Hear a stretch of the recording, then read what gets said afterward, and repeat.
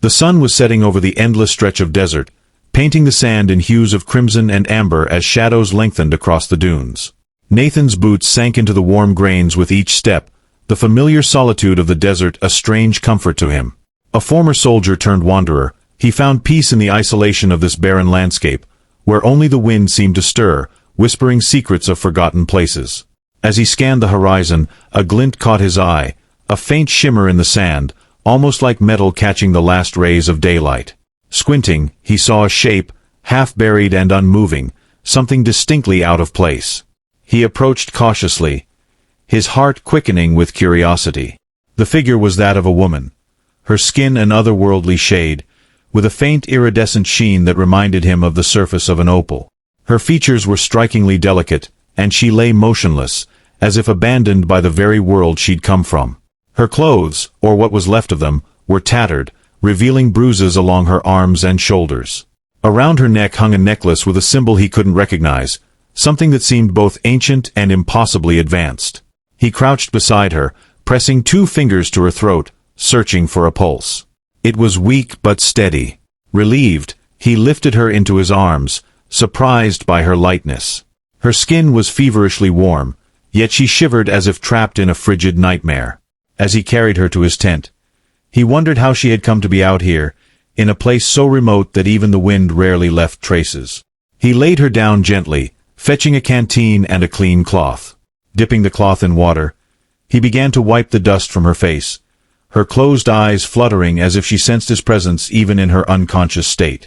Night fell, and a chilled silence blanketed the desert. She began to stir, her lashes quivering as she opened her eyes, a vibrant, unnatural shade of violet that shimmered in the dim light of the tent. She looked at him with confusion, fear flashing across her face. Her lips moved, but the words that escaped were strange, a language he'd never heard. Nathan raised his hands, palms up, a universal gesture of peace. "It's okay," he murmured softly. "You're safe." She continued to study him, her breaths shallow and rapid. He tried speaking to her again, hoping his tone would convey what his words couldn't. Gradually, the fear in her eyes softened into something else, reluctant trust, or perhaps simply exhaustion. For the next few days, she remained in his shelter, recovering slowly. He offered her water and small morsels of food, which she accepted with a quiet, almost regal grace. Though their attempts at communication were clumsy at best, they began to develop a rhythm. When he asked her name, she placed a hand on her chest and said, "Ny'ari." "Nathan," he replied, pressing a hand to his own chest. She repeated his name, her voice soft but careful, as if memorizing each syllable. As she grew stronger, she tried to explain where she had come from, gesturing toward the sky and using a mix of sounds and expressions that hinted at distant worlds and vast stretches of stars. Nathan listened, piecing together fragments of her story. She was far from home, stranded and betrayed, left here to die by those she had once trusted. In the quiet moments, when she'd look out at the stars above, he could see a profound loneliness in her gaze. It was as if she mourned a world he couldn't begin to fathom. She would touch the necklace at her throat absently, as if it held memories or whispers of the place she'd lost. Nathan showed her how to collect dew from the desert plants at dawn and how to create shelter from the unforgiving heat. In return, she demonstrated small abilities of her own, an awareness, a way of sensing things before they happened, which saved them from more than one venomous creature lurking in the sand. Together, they navigated the challenges of survival, their wordless bond growing stronger with each passing day. One night, under a clear sky scattered with stars, Ny'ari took his hand and placed it over her heart, her expression vulnerable yet determined. She spoke in her language, her voice trembling slightly, and though he couldn't understand her words, he felt the meaning resonate deep within him. Her eyes held a depth of sadness and gratitude that words couldn't capture. She had been on the brink of death, discarded by her own people, and now, against all odds, she had found safety and solace in his presence. But peace in the desert could only last so long. On the edge of a restless sleep, Ny'ari jolted awake, her body tense and alert. She shook Nathan, pointing frantically toward the horizon. He strained his ears, catching only the faintest hum, a sound so subtle he wouldn't have noticed it had he been alone. She muttered something in her language, her voice thick with dread. Whatever it was, it meant danger. They packed quickly, leaving the shelter behind as they trekked deeper into the desert. Ny'ari's senses guided them, leading them to evade what was clearly a team of pursuers, beings she knew were sent to finish what her captors had started. The chase became a grueling ordeal, each day bleeding into the next as they dodged the relentless hunters. They shared moments of vulnerability and bravery, pushing each other to endure the hardships of the unforgiving desert. Nathan found himself captivated by her resilience and strength, even in her most vulnerable moments. And though she didn't say it, he sensed that her trust in him had grown into something much deeper. One night, they took refuge under the cover of an ancient canyon. Ny'ari sat beside him, her expression grim, her gaze distant. She reached for his hand, gripping it tightly. She was saying goodbye, urging him to leave her behind, to save himself. But Nathan refused. He held her close, his voice steady as he promised he wouldn't abandon her. Ny'ari's eyes filled with a sadness that threatened to break him, but she nodded, a hint of resignation in her smile. In the silence, he could feel her acceptance, and he knew she'd made up her mind to protect him no matter what it cost. Their pursuers arrived, and Ny'ari unleashed a power she had kept hidden, a defensive force so fierce it left her trembling. They fought side by side, Nathan's quick reflexes and her supernatural abilities combining to keep them alive. When the last of their enemies lay defeated, Ny'ari collapsed, the strain of her powers taking a heavy toll. Nathan caught her before she hit the ground, cradling her gently, whispering to her as the stars blazed above. He held her through the night, his heart aching as he waited, fearing he might lose her. In the early hours, she stirred, her violet eyes meeting his with a warmth he hadn't seen before. She was weak, but she was alive. Together, they watched the sun rise over the desert, the beginning of a new day, a new chance. Without words, they both knew what this meant. Ny'ari didn't have to say it, nor did he. She was here to stay, and he would keep her safe. They would face whatever lay ahead together, two wanderers from distant worlds, bound by the desert's quiet embrace. In the small, quiet town where Nathan and Ny'ari settle, they live on the outskirts to maintain some privacy. Ny'ari's abilities help them survive and thrive in the harsh desert conditions, but they also bring complications. She's haunted by memories of her past life, flashes of a world with towering crystal cities, and skies filled with auroras of her homeworld's twin suns. She shares these memories with Nathan in fragments, each piece revealing more of her complex past and the ideals she was exiled for. But her powers aren't always under her control. One night, as they walk along the edge of the desert town, a local gang stirs up trouble, noticing her unusual beauty and quiet, mysterious demeanor. When the encounter turns threatening, Ny'ari instinctively defends herself, and a burst of energy causes nearby electronics to flicker, sending the gang running in fear. Nathan realizes they're running out of time to keep her secret. Rumors spread fast in small towns, and her presence soon raises questions. With each passing day, her pursuers close in, tracing her faint energy signatures, and Nathan senses her weariness growing. He understands her powers are both a gift and a curse, a reminder of a world she once believed in. For Ny'ari, the temptation to surrender to her alien side grows as the threat looms, and Nathan fears she'll choose to face her pursuers alone to protect him. But their bond, strengthened by hardship, begins to reveal a different path. As their pursuers arrive in the town, Ny'ari and Nathan prepare for a final stand.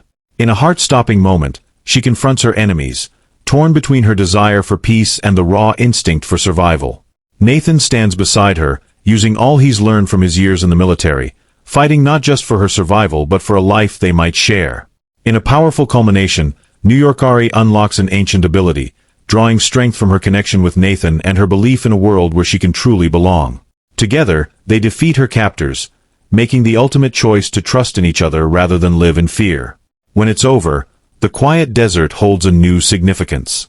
Ny'ari chooses to stay on Earth, embracing her new identity as a survivor, a friend, and perhaps more with Nathan. They begin a new life, blending her alien heritage with the rugged reality of life on Earth.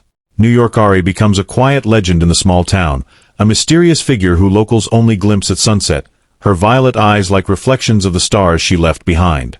The desert nights passed in quiet peace, as Nathan and Ny'ari adjusted to their new rhythm. They lived in a remote town, a place where few questions were asked, and neighbors respected each other's secrets. Ny'ari gradually became part of the community, keeping her powers hidden, while Nathan found solace in the simplicity of their life together. The locals took a liking to her, admiring her strange, serene beauty and gentle nature. But one night, that peace shattered. Nathan awoke to Ny'ari standing rigidly by the window, her gaze fixed on a faint light on the horizon. Her face was pale, her violet eyes clouded with fear. She had sensed them, a team of operatives from her homeworld, tracking her with advanced technology. Their time was up. "I have to go," she whispered, her voice laced with resignation. "They won't stop until they find me, Nathan. They'll kill you if you're with me." Nathan shook his head, reaching out to her. "I won't let you go alone.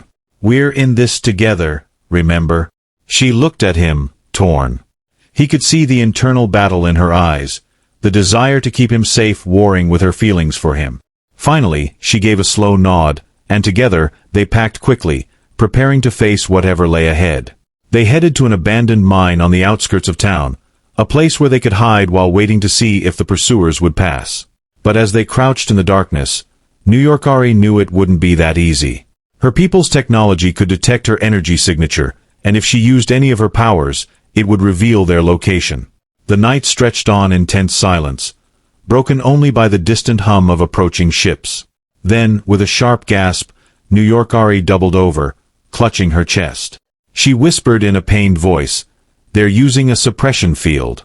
I can feel it draining me." Nathan tightened his grip on her shoulder, helpless against the invisible force weakening her. The operatives were closing in. Realizing they couldn't just hide, he led her deeper into the mine, hoping the layers of rock might shield them. But Ny'ari's strength was fading fast, her breaths coming in shallow gasps. "Nathan," she managed, her voice barely a whisper, "I need to use my abilities, but if I do, they'll know exactly where we are."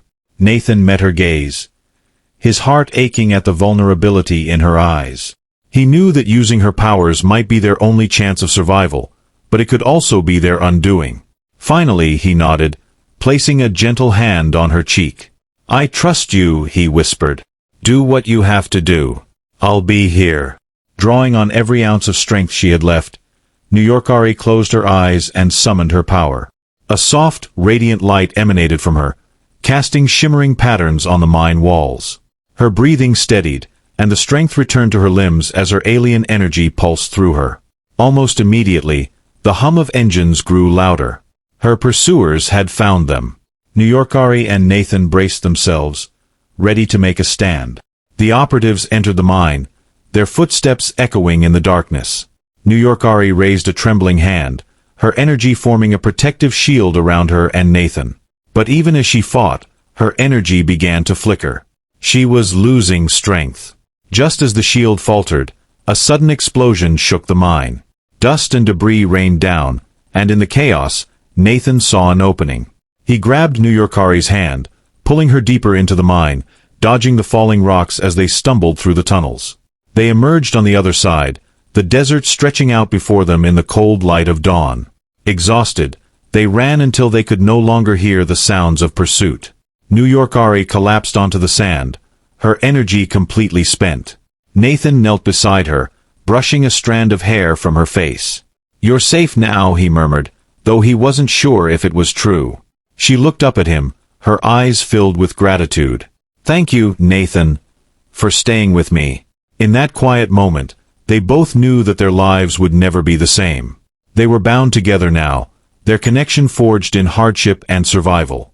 Ny'ari knew she could never return to her homeworld. She was an exile, and Earth was her sanctuary. Nathan, in turn, had found a purpose he hadn't known he was searching for. They decided to disappear once more, moving to a place even more remote, where Ny'ari could live in peace, free from the shadow of her past. And as they built their life together, Nathan knew that no matter where they went, they would always have the desert, the place where they had found each other, against all odds. The desert became their home, a vast, quiet expanse where they could live free from fear. As the years passed, their bond deepened, transcending the boundaries of language, species, and worlds. Nathan and Ny'ari had faced the impossible together, and they had survived. In the end, they were two souls from distant worlds, bound by love and resilience, living in a quiet corner of the universe where the stars stretched on forever.